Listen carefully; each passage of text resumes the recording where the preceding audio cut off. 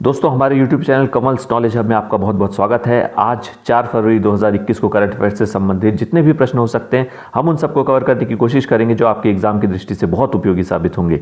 लेकिन सबसे पहले आज का सुविचार, लक्ष्य पर आधे रास्ते तक जाकर कभी वापस न लौटें, क्योंकि वापस लौटने पर भी आधा रास्ता तो पार करना ही पड़ेगा।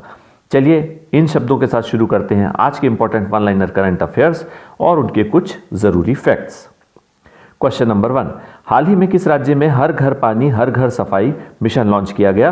तो इसका सही जवाब है पंजाब। चलिए इसके बारे में जान लेते हैं। पंजाब के मुख्यमंत्री अमरिंदर सिंह ने 1 फरवरी 2021 को हर घर पानी हर घर सफाई मिशन लॉन्च किया।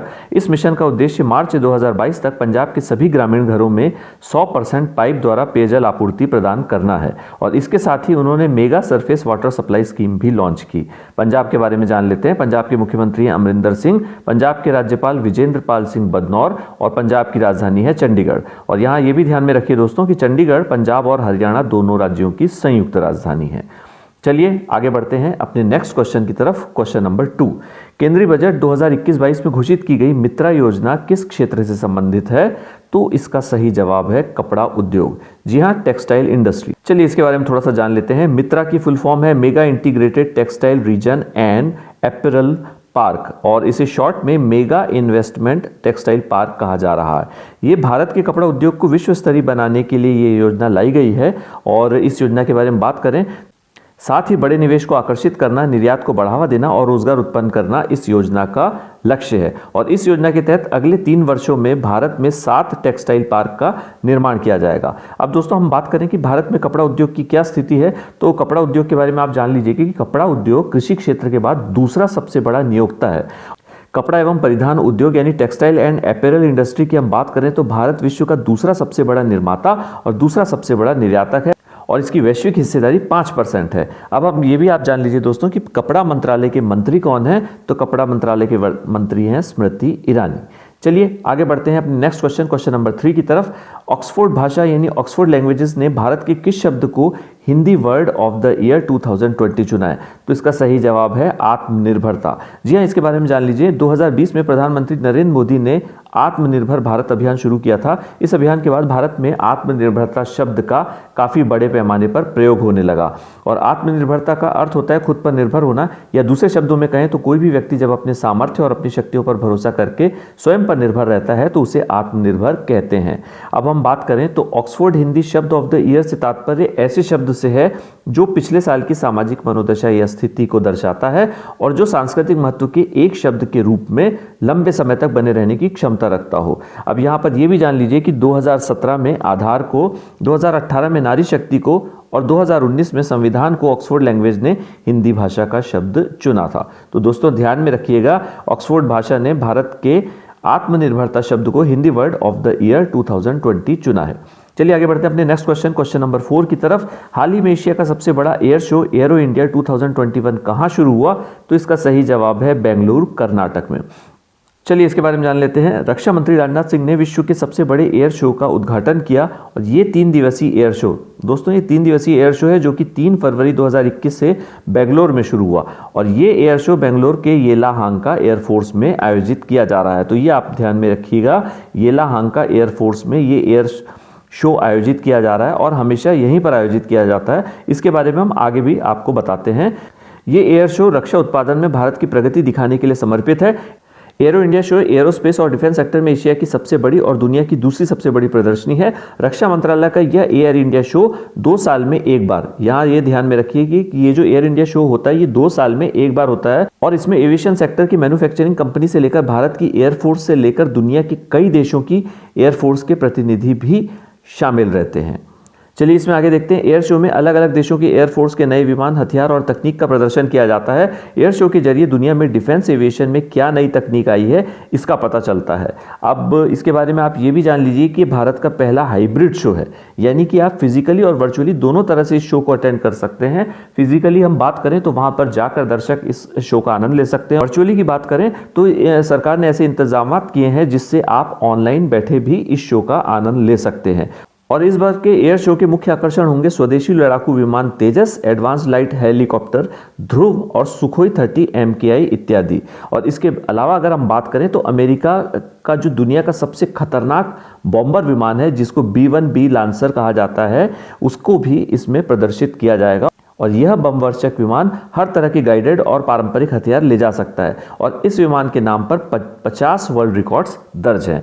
अब हम इस एयर शो की बात करें तो ये पहली बार एयर शो का आयोजन 1996 में हुआ था और तभी से ये बेंगलुरु के येलाहंका एयरफोर्स स्टेशन में आयोजित किया जाता रहा है। और ये भी ध्यान में रखिए कि फिलहाल इसका 13वां संस्करण चल रहा है। चलिए दोस्तों, अपने नए क्वेश्चन नंबर 5 की तरफ हम आगे बढ़ते हैं। हाल ही में लॉन्च की गई the little book of encouragement नामक पुस्तक किसने लिखी है? तो इसका सही जवाब है दलाई लामा। चलिए इसके बारे में जानते हैं। तिब्बती आध्यात्मिक नेता दलाई लामा की इस पुस्तक में 130 उद्धरण शामिल किए गए हैं और इसके अलावा इस पुस्तक में उन्होंने मानवीय मूल्यों को बढ़ावा देना, खुशियों को बढ़ावा देना, भारत चीन संबंध और कोविड-19 महामारी जैसे मुद्दों पर अपने विचार रखे हैं। अब आगे बात करें तो उन्होंने अपनी पुस्तक में भारत की समृद्ध सभ्यता की विरासत की प्रशंसा की और कहा कि ये करुणा और अहिंसा की दीर्घकालिक परंपराओं में निहित है। अब हम बात करते हैं दोस्तों कि ये दलाई लामा क्या है? तो 14वें, देखिए सबसे पहले आप जान लीजिए कि ये जो वर्तमान दलाई लामा है ये 14वें दलाई लामा है और इनका वास्तविक नाम तेंजिन ग्यात्सो है और इनका जन्म 6 जुलाई 1935 को हुआ था। और दलाई लामा भारत में शरणार्थी के रूप में रहते हैं। और हम बात करें तो 1989 में दलाई लामा को शांति का नोबेल पुरस्कार मिला था। अब तिब्बती भाषा में जो लामा होता है उसको ब्लामा कहा जाता है और इसका शाब्दिक अर्थ होता है सर्वश्रेष्ठ व्यक्ति। तो दोस्तों ये आपको ध्यान में रखना है कि लामा को तिब्बती भाषा में ब्लामा कहा जाता है, उसका अर्थ होता है सर्वश्रेष्ठ व्यक्ति। और तिब्बत के बौद्ध साधु या धर्म गुरु को लामा कहा जाता है और उनकी कई तरह की कोटियां होती है, नीचे से लेकर ऊपर तक दलाई लामा, पंचेन लामा और करमापा लामा इत्यादि। तो इसमें आप जान सकते हैं कि दलाई लामा जो होते हैं वो सर्वश्रेष्ठ होते हैं और वो सर्वोच्च स्थान पर आसीन होते हैं। चलिए हम आगे बढ़ते हैं क्वेश्चन नंबर 6 की तरफ। हाल ही में भारत सरकार ने तेजस लाइट कॉम्बैट एयरक्राफ्ट की खरीद के लिए कितनी धनराशि को औपचारिक रूप से मंजूरी प्रदान की? तो दोस्तों इसका सही जवाब है 48,000 करोड़ रुपए। अब इसके बारे में जान लेते हैं कि भारत सरकार हिंदुस्तान एयरोनॉटिक्स लिमिटेड यानी HAL से 83 हल्के लड़ाकू विमानों को खरीद रहा है। विदित हो कि इस डील को कैबिनेट कमेटी ऑन सिक्योरिटीज यानी CCS की तरफ से जनवरी 2021 में मंजूरी मिल गई थी। तो दोस्तों 2021 में इस योजना को मंजूरी तो मिल गई थी, लेकिन इसको फाइनली औपचारिक रूप से सरकार ने सहमति अब जाकर प्रदान की है 48,000 करोड़ की धनराशि को। अब हम बात कर लेते हैं तेजस के बारे में। दोस्तों तेजस के बारे में जानना बहुत ज़रूरी है क्योंकि तेजस एक लाइट कॉम्बैक्ट एयरक्राफ्ट है और इसमें काफ़ी विशेषताएं हैं। एक बार आप इसको ध्यान में रख लीजिए तो आपके अगर एग्जाम में इससे रिलेटेड कोई भी क्वेश्चन आता है तो आप उसको इजीली कर सकते हैं। तो सबसे पहले जान लीजिए कि तेजस एक लड़ाकू विमान है जिसे हिंदुस्तान एयरोनॉटिक्स लिमिटेड ने तैयार किया है और तेजस में एक साथ, यहाँ ये ध्यान में रखिए कि तेजस में एक साथ 9 तरह के हथियार लोड और फायर किए जा सकते हैं, यानी 9 तरह के हथियार इसमें लगाए जा सकते हैं और उन्हें फायर भी किया जा सकता है। अब तेजस को कार्बन फाइबर, एल्यूमिनियम एलॉय और टाइटेनियम से बनाया गया है। और ये भी जान लीजिए कि तेजस में हवा से हवा में मार करने वाले, हवा से ज़मीन में मार करने वाले और हवा से पानी में मार करने वाले हथियार लगाए जा सकते हैं। अब हम बात करें तो तेजस में एंटी शिप मिसाइल, रॉकेट एवं बम भी लगाए जा सकते हैं। और तेजस में ये भी इंपॉर्टेंट चीज़ है, तेजस में जैमर प्रोटेक्शन टेक्नोलॉजी जिसे कहा जाता है SPJ यानी सेल्फ प्रोटेक्शन जैमर का इस्तेमाल किया गया है, जिसकी मदद से दुश्मन की सीमा के पास इसका कम्युनिकेशन बंद नहीं होता। दोस्तों आप जानते ही हैं कि कई बार ऐसी प्रणाली का उपयोग किया जाता है जिससे कम्युनिकेशन व्यवस्था ठप हो जाती है, लेकिन तेजस में जो सेल्फ प्रोटेक्शन जैमर का इस्तेमाल किया गया है उसकी मदद से दुश्मन की सीमा के पास भी इसका कम्युनिकेशन बंद नहीं होता। तो ये वाकई में काबिले तारीफ चीज़ है। चलिए आगे बात करते हैं हम कि ये एक सुपरसोनिक फाइटर जेट विमान है जो कि 15 किलोमीटर की ऊंचाई तक उड़ सकता है। और इसके बाद हम बात करें तो इस प्रोजेक्ट के बारे में आप जान लीजिए कि शॉर्ट में कि भारत ने 1983 में, जी हाँ, भारत ने 1983 में लाइट कॉम्बैट एयरक्राफ्ट प्रोजेक्ट को मंजूरी दी थी और इसी के तहत 2001 में तेजस ने पहली उड़ान भरी और 2003 में भूतपूर्व प्रधानमंत्री अटल बिहारी वाजपेयी ने इस फाइटर जेट को तेजस नाम दिया। तो ये आप ध्यान में रखिए, कभी एग्जाम में अगर पूछ लिया जाए कि तेजस नाम किसने दिया तो भूतपूर्व प्रधानमंत्री अटल बिहारी वाजपेयी ने इस फाइटर जेट को तेजस नाम दिया। और संस्कृत में तेजस शब्द का अर्थ होता है असीम शक्ति अर्थात सबसे शक्तिशाली। तो दोस्तों आप देख ही सकते हैं कि तेजस बहुत ही ज़्यादा खूबियों से भरा हुआ है, तो ये आप चीज़ें ध्यान में रखिएगा। चलिए आगे बढ़ते हैं अपने नेक्स्ट क्वेश्चन नंबर 7 की तरफ। हाल ही में देश का पहला कोरोना मुक्त राज्य या केंद्र शासित प्रदेश कौन बना है? तो इसका सही जवाब है अंडमान और निकोबार द्वीप समूह। चलिए इसके बारे में हम जान लेते हैं और इसमें भी कई इंपॉर्टेंट क्वेश्चंस हैं जो हम आपको बताते हैं। चलिए इसके बारे में जान लेते हैं। अंडमान और निकोबार द्वीप समूह में कोरोना वायरस के एक्टिव केसेस की संख्या 0 हो गई। इसके साथ ये भारत का पहला केंद्र शासित प्रदेश बन गया है जो कोरोना मुक्त घोषित किया गया है। आगे हम बात करें कि अंडमान और निकोबार द्वीप समूह के बारे में, क्योंकि बहुत इंपॉर्टेंट है, क्योंकि यहाँ से जो क्वेश्चन निकलते हैं उनको आप आगे भी अटेम्प्ट कर सकते हैं। तो दोस्तों हम बात करते हैं, ये बंगाल की खाड़ी के दक्षिण में हिंद महासागर में स्थित है। सबसे पहले आपको ध्यान में रखना है कि ये हिंद महासागर में स्थित है और अंडमान निकोबार द्वीप समूह लगभग 572 छोटे बड़े द्वीपों से मिलकर बना है, जिनमें से सिर्फ कुछ ही द्वीपों पर लोग रहते हैं। मतलब द्वीप तो बहुत सारे हैं लेकिन उसमें जीवन कुछ ही द्वीपों पर है। अब हम बात करते हैं प्रसिद्ध सेल्यूलर जेल की। जी हाँ, स्वतंत्रता से जुड़ी हुई और ब्रिटिश शासन की देन है ये प्रसिद्ध सेल्यूलर जेल। इसके बारे में भी आप जान लीजिए, थोड़ा विस्तार से हम इसके बारे में जानते हैं कि प्रसिद्ध सेल्यूलर जेल अंडमान निकोबार की राजधानी पोर्ट ब्लेयर में स्थित है और अंग्रेजी शासन काल में इस सेल्यूलर जेल में दी गई सजा को ही काला पानी की सजा कहा जाता था। तो आपने पहले भी सुना होगा कि काला पानी की सज़ा होती थी ब्रिटिश शासन काल में, तो वो जो काला पानी की सज़ा थी वो प्रसिद्ध सेल्यूलर जेल में ही दी जाती थी। तो ये जेल गहरे समुद्र से घिरी हुई है, जिसके चारों ओर कई किलोमीटर तक सिर्फ और सिर्फ समुद्र का पानी ही दिखता है और इसे पार करना किसी के लिए भी आसान नहीं था। इसे अंग्रेज़ों द्वारा भारतीय स्वतंत्रता संग्राम के सेनानियों को कैद रखने के लिए बनाया गया था, जो कि भारत की भूमि से हजारों किलोमीटर दूर स्थित थी। और इस सेल्यूलर जेल का निर्माण 1897 में किया गया था। अब इस जेल का नाम सेलुलर पड़ने के पीछे एक वजह यह भी बताई जाती है कि यहाँ हर कैदी के लिए एक अलग सेल होती थी और हर कैदी को अलग अलग ही रखा जाता था ताकि वो एक दूसरे से बात न कर सके। और इस जेल को दोस्तों आप ये भी ध्यान में रखिए कि भारतीय इतिहास का एक काला अध्याय भी कहा जाता है। अब बात करें हम इसकी राजधानी की, तो अंडमान निकोबार द्वीप समूह की राजधानी है पोर्ट ब्लेयर और वर्तमान में इसके लेफ्टिनेंट गवर्नर यानी कि उपराज्यपाल हैं एडमिरल देवेंद्र कुमार जोशी। चलिए आगे बढ़ते हैं अपने नेक्स्ट क्वेश्चन नंबर 8 की तरफ। हाल ही में किस भारतीय ने अफ्रीकी महाद्वीप के सबसे ऊंचे पर्वत माउंट किलिमंजारो पर तिरंगा फहराया? जी हाँ दोस्तों, ये न्यूज़ आई है और वो भारतीय हैं नीतीश सिंह। जी हाँ, इसके बारे में जान लेते हैं। नीतीश सिंह गोरखपुर उत्तर प्रदेश के पर्वतारोही हैं। उन्होंने 26 जनवरी 2021 को अफ्रीकी महाद्वीप के सबसे ऊंचे पर्वत माउंट किलिमंजारो चोटी पर राष्ट्रध्वज फहराया। दोस्तों हम आपको मैप में दिखाते हैं ये माउंट किलिमंजारो पर्वत को, तो ये देखिए ये है माउंट किलिमंजारो चोटी और यहाँ पर इन्होंने राष्ट्रध्वज फहरा दिया है। विदित हो कि इस पर्वत की ऊंचाई समुद्र तल से 5895 मीटर है। तो ये बड़ा इंपॉर्टेंट क्वेश्चन है दोस्तों, ये आप याद रखिए। चलिए हम आगे बढ़ते हैं नेक्स्ट क्वेश्चन की तरफ। क्वेश्चन नंबर 9, भारत की सबसे कम उम्र की महिला पायलट कौन बनी है? तो इसका सही जवाब है आयशा अजीज।